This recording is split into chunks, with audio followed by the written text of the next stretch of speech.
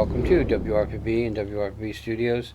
So, you guys have been following me for, I don't know, over 30 years, and you followed me through my transition with my mom, taking her out of assisted living, all the issues that I had to learn on my own, the mistakes that I made, the things I did right, the things I did wrong. Well, I thought it was time to find somebody who can give us better answers, who focuses on probably a daily basis. Sitting next to me is Libby Wiseman. Good Okay, afternoon.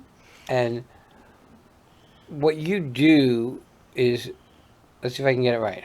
You Senior Transition Navigator. Navigator. So basically, all the issues that I had, which were numerous, taking my mom, putting my mom in assisted living, then moving her to a better one, so I thought, and then not being happy there, and then transitioning her to my home.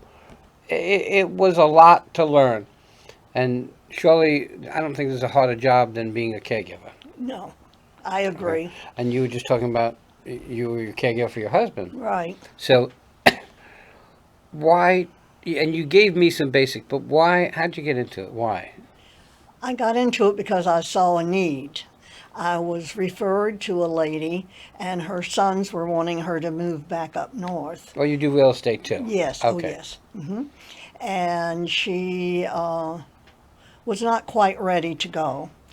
And so I spoke with her first, and then I spoke with the sons.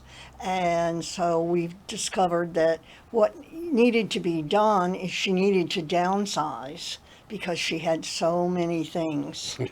And you know what that's Yeah, like. because I'm a hoarder, so I know what it's like. You're right.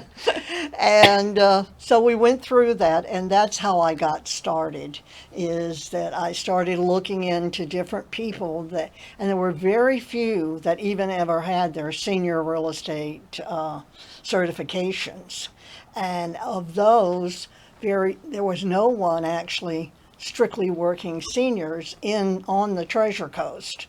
So I decided it was time for someone to do it, and I stepped up to the plate. So the question becomes, let's do an example. So let's just say my mom is in assisted living down south. I move up to the Treasure Coast. Now, it's too far for me to drive down there to see her. Right. And I could tell you right now that if I don't see her, she'll die. Yes. Okay? And I know that I said we don't use the word COVID, but during a period of that, if my mom would go into a hospital because she got a number of UTIs, I would not be able to see her. Exactly. So I needed a plan. And I had to think who could go see her. Well, a doctor could go see her. They can get it. A nurse could go see her. First of all, I'm not smart enough to be a doctor or a nurse, and I don't have the time. But then I found out that a clergy can see her. So I became a minister. Okay? So that she would never have to be alone. So, but these are lessons that I learned, and things, not so much that for you, but things that you guide people along with. This is what happens if you move them from their house to a facility, and there's different kind of facilities, Oh, correct? yes, definitely.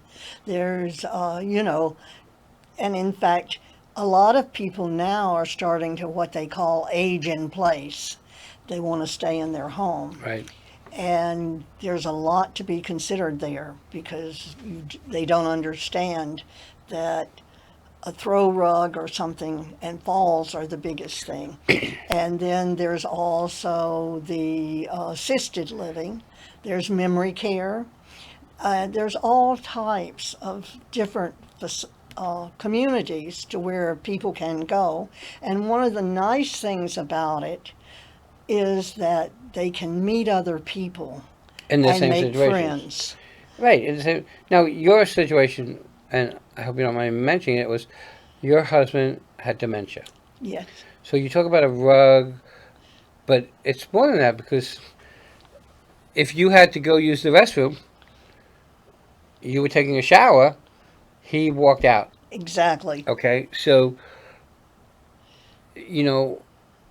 like I said, being a caregiver was probably one of the hardest jobs I ever had. I agree. Okay? Surely it is very rewarding, Oh, yeah. and I would do it again a million times. I had my mom for 4 years. So I know that. So I put my mom in assisted living. Actually, my brother put her there, and I was not happy. So I moved her to a different one, and I was still not happy. When you help a senior or a senior's family, how do you decide what they need? What I do first is have a consultation with them and see what they like, what they enjoy, what they're looking for. And then I work with placement agencies that will work with them. I have some excellent ones, and show them a number of different assisted living communities and let them pick the one that they feel is best. And the thing is, a lot of people don't understand, which you discovered, is that what's right for one person might not be right for another because all of us are different. Correct. So that's the biggest thing, is finding the right place for the person and where they can be happy and feel comfortable. You know, one of the things I learned is that when I was going to move my mom from one assisted living to another, one of the biggest things is I wanted to know how many staff they had compared to how many patients they had. Because what I found was one place, all they wanted to do was give her pills to shut her up. Okay? So I'd go see her, and she'd be sleeping. And she'd be constantly sleeping. And that's why I moved her, but finding a better place, I meant moving her further from me. Oh. And that didn't work. And finally it became a thing like, well, you know what? It's my mom. I'm going to move her in with me and my wife, and we'll figure it out. And when I picked her up, she was already in the beginning of a UTI. And what the heck did I know from a UTI? Right. Okay? And I got to tell you, there are reasons to put your loved one in an assisted living facility, because timing is everything. Yes, Okay? definitely. Now, I had 2 strokes, and I was in the hospital in 20 minutes. Only because I remember when my mom went to the hospital, it said fast, face, arm, speech, time. So I knew when I had my stroke, I needed to get to the hospital right away. But if you have someone who's living in a home and wants to age in a home, and there's nobody there, and they have a stroke, they could be there days, and no one will know the difference. Exactly. So, I mean, I guess those are things that you look at. Right. You analyze their health to a degree, and are they taking their medications? Do they know when to take their medications? Right. Are they still driving? Or are they having to depend on someone else to take them to the doctor, to the grocery store? Are they still cooking? Or are they just eating frozen food or something like that? Those are the things that you have to look at and see if they would be better off in a community to where they were getting constant care, or at least had someone there. So my question, because I want to put you on the spot, is who's easier to work with in making those decisions, the senior wife or the senior husband? The wife usually. Is more amenable to Yes, making changes? because the husband so many times is very, very stubborn. You can And say it. I'm okay with it. I get it. in fact, I'm working with a gentleman now that really needs to be in an assisted living community, but he does not want to do that. And he's VA, and he has the VA coming, a few hours a week. Right. But it's not enough because he's ended up in the hospital more times this last year than you can imagine. And he doesn't understand how lucky he is that he ended up in the hospital and got out. Right. And well, he goes to rehab for 2 or 3 weeks, then back home, and then he starts all over again. And that's why I say men are much more stubborn than women. And, I think men don't want to ask for help. Exactly. Women have no problem asking for help. They realize, most who are parents realize it takes a village to take care of a kid.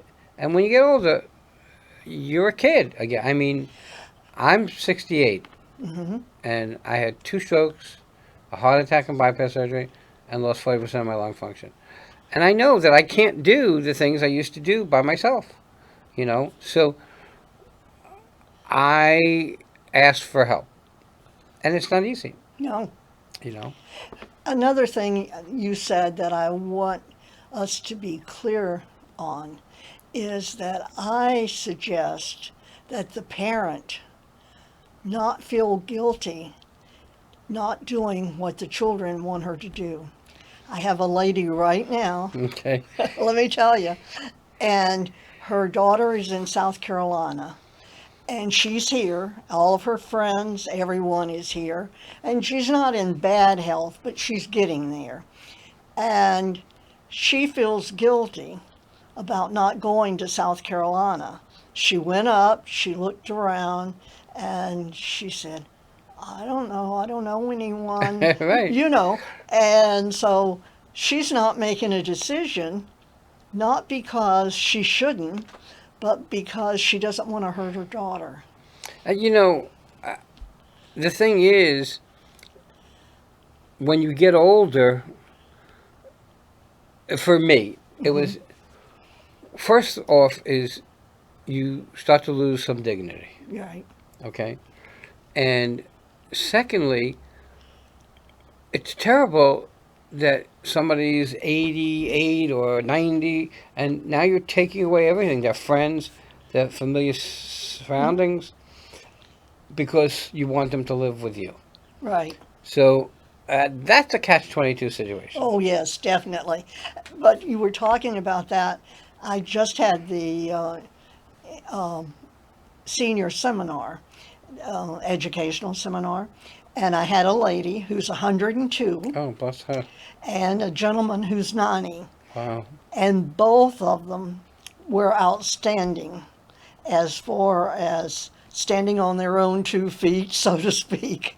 And really, so much of it is with a positive attitude, Oh, we know that. you know? If you go in a hospital thinking you're never going to come out, you're not coming out. Exactly. Okay? I always say our bodies are meant to heal themselves. Sometimes they need a kickstart. Right. And if you don't have that positive attitude, you're never going to make it through. Exactly. And what I do is I tell them for them to make the plan before someone else has to make it. Ah, right. When they're still thinking clear. Right. I'm like I said, I'm 68. I don't think clear anyway, but I get what you're saying. No, really, I get what you're that's the saying. main thing is don't wait because who knows what the plan might be. My wife, well, she's American now, but she's Canadian, Hmm. and her mom is up in Canada. Her mom is 88. Super healthy, knock wood, thank God. Yeah. Okay, she's out in the garden every day. She does. Canada is very different because if you want to go one place, it's a 2-hour drive. And my wife was so busy here, doing what she had to do here, she hasn't seen her mom in 12 years. So sometimes I have to make a decision for my wife, as she usually has to make for me, and I got tickets, so we're going to go up there for 10 days. But the thought is, God forbid, we'll just move her down here. Hmm. She will find friends anyway. Yeah, and I know how tough it is displacing somebody. But what do you do? I mean, you have this lady with family in South Carolina, I think you said? Uh-huh. And what do you do? You're scared to leave them here. And not only are you scared to leave them here, but it's the backside of their life and you want to spend time with them. Now, I mean, that's the tough decisions to make. I feel like since she's still in good health, Hmm. that my suggestion would be that she go ahead and do the sell her home, because that's what she plans to do, is sell her home, move into an assisted community. She doesn't have to stay there forever, Right. And then if she becomes uncomfortable there or is not happy, then move to South Carolina. Right. That makes sense. And I think we skipped over the part, and I don't know the name of it, but there's assisted living, okay, and then there's another form where they actually rent an apartment, Exactly. and I can't think of the name of that community, but there's restaurants in the building, they can drive, they have their parking spots, and they just come back to this apartment. But, God forbid, there's people there, there's a clubhouse, there's the restaurants. It's almost like trying to make it look like living in a resort. Yeah, it's independent living. That's That's what it what they is. call it. And I had a gentleman that I helped that was in a 3-bedroom independent living, and his wife had passed, and he needed to move into a smaller. And he did that, and we helped him do that. So there doesn't have to be real estate involved. Right. It's just that whatever they need, what their needs are, we try to help them do that. We're getting to the top of our time. I just wanted to mention, because you deal with seniors and it's your niche, you also are a real estate broker. Oh, yes. So you can help them on that end also. Oh, yes, and I do help them on that end. You know. And I also help them if they need to downsize or declutter, to that I have people that will go in and help them do that. That decluttering thing scares me. I'm like, when you're a hoarder, I spent a lot of my life garage selling, and I have a bunch of garbage that I probably don't need. And, between you and I, it's just stuff. Exactly, and what I say is make it fun. Enjoy looking at the items and take pictures of it if you need to. Make an album that you can take with you wherever you go. And those are things that you need to think about and enjoy. I have a friend actually that just went through her CDs, and she says, Libby, I never had so much fun listening to all these old CDs and I getting got rid scared of the to ones say that they're old CDs. Right. Because we came from 8-tracks and cassettes and records and LPs. And the other thing that for me was, when I'm thinking about it, I'm thinking, well, you know what, Wayne? Remember when you bought this and the pleasure you got from it? Now, don't throw it out. Give it to somebody else who can get pleasure from it. Exactly. And enjoy. My dad always told me, you own nothing, only your word. Okay? So you want to be remembered for your word, not for the car you drive, not for the house you lived in, not for anything else. None of that it was important, but people need to know you for your word. How do people reach you? I know we've had it on the screen before. You have a phone number? Yes, I sure do. Do you know it? I do. 772-783-2800. Wow. Guys, this is an interesting scenario because a lot of families split up because the parents seem to want to retire to a warmer climate and the kids want to stay where they're at. I was not like that. I was brought up differently. I sold everything I had when my parents retired down here and moved down here. But that was just me and my brother because that's how we were brought up. But this is not a DIY project. This is where you need help. And it's always good to get help from someone who knows the scenario, but is also an outsider, I think. Yes, Okay? makes a difference. Because it's hard to make some of the decisions that you explain to people than them making it themselves because they're not going to want to make it. Right, exactly. I got to tell you, check Libby out. Libby, thank you so much for coming on. Thank you. Everybody have a great day. We'll be right back.